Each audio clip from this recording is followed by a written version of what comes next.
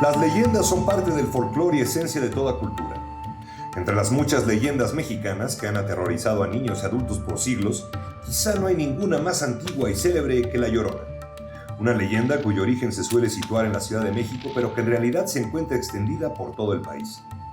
La versión más conocida del mito asegura que se trata de una mujer indígena que a principios de la época colonial tuvo 3 hijos fuera del matrimonio con un hombre criollo acaudalado. Este la abandonó para casarse con una joven rica y distinguida de su misma clase social. Despechada, la mujer ahogó a sus propios hijos en el lago y después se suicidó.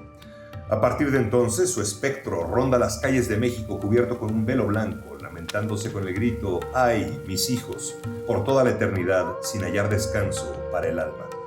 En otras versiones, menos difundidas, hay algunas variantes, como que los hijos no murieron, sino que le fueron arrebatados, o que de alguna otra manera aquella mujer los perdió. Las raíces de esta historia son, sin embargo, mucho más profundas, pues se remontan al México prehispánico. El cronista Fray Diego Durán refiere que la leyenda era muy conocida en Mesoamérica antes de la llegada de los españoles.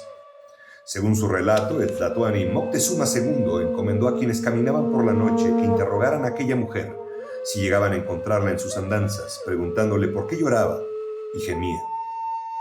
El mito existía también en Tlaxcala.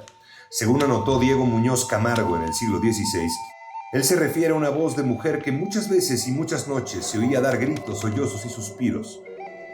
Fray Bernardino de Sahagún, autor de la más extensa obra de rescate cultural del México antiguo, incluyó la aparición de La Llorona como uno de los presagios que aterraron a los habitantes de Tenochtitlán y que anunciaron el fin del Imperio Mexica 10 años antes de la llegada de Hernán Cortés. Después, otras señales como la visión de una extraña llama por las noches, el incendio del templo de Huitzilopochtli, la caída de un rayo en el templo de Huitecutli, sin que se escuchara trueno alguno, y de ver que el agua del lago parecía hervir, apunta Sahagún, comenzó a aparecerse una mujer espectral, que andaba por los caminos lamentándose y gritando: «Hijitos míos, pues ya tenemos que irnos lejos, hijitos míos, ¿a dónde los llevaré?». La Llorona prehispánica estaba quizás vinculada con deidades como Coatlicue, diosa de la fertilidad, y Chihuacoatl, protectora de las madres y niños muertos durante el parto.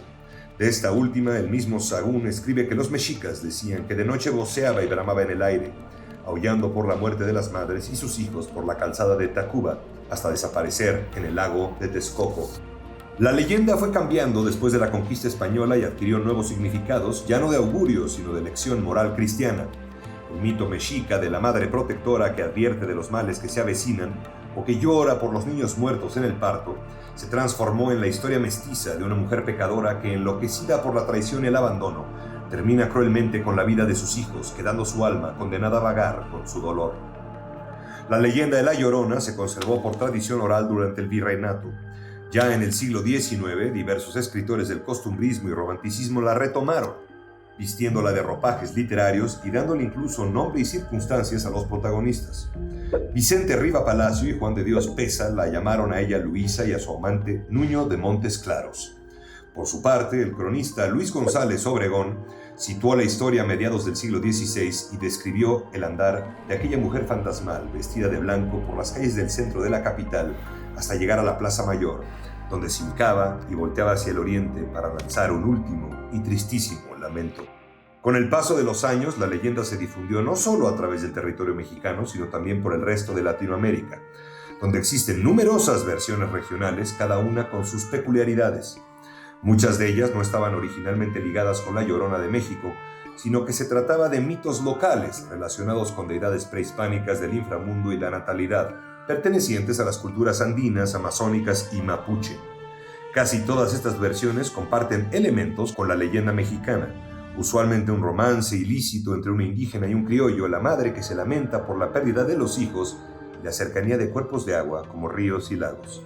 En Perú está ligada con las huacas, sitios arqueológicos prehispánicos donde anuncia la muerte de quienes se atreven a entrar en ellas.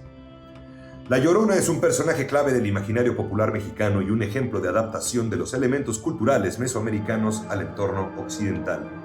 En sus diferentes versiones y recreaciones locales, casi no hay población o ciudad de nuestro país donde no se hable de esta leyenda, en la que incluso algunos juren que en alguna noche tenebrosa han oído claramente sus gritos desesperados.